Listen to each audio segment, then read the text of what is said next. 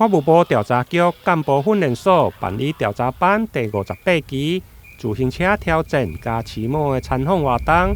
，103位学员27号上午分成2组，北部组由关渡码头启程南下，南部组则是由左营高铁站一路向北，预计29号伫中华的王公灯塔来会师。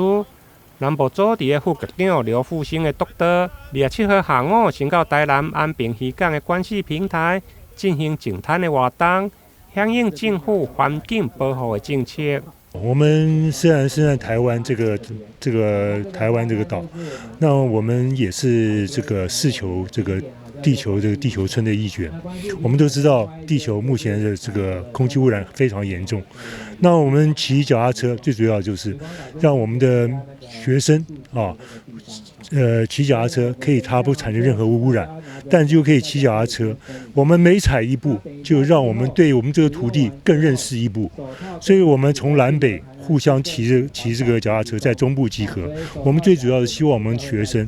在为国家服务的这个过程当中，要亲切了解到我们在地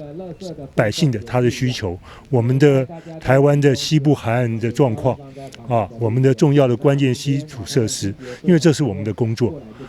我们也希望我们学生借这个自行车环岛的活动，然后拉近他们彼此同学之间的感情，还要拉近我们跟这片土地之间的感情，拉近我们跟工作跟我们百姓之间的关系。虽然出发当天撞到冷气团，天气有淡薄仔冷，加上到台南安平时佫落着绵绵雨，不过所有学员唔惊风雨，持续进行，为了期末的验收成效，希望会用借此提升公民的素质，甲对社会环境的关怀。台南新闻引根采访报道。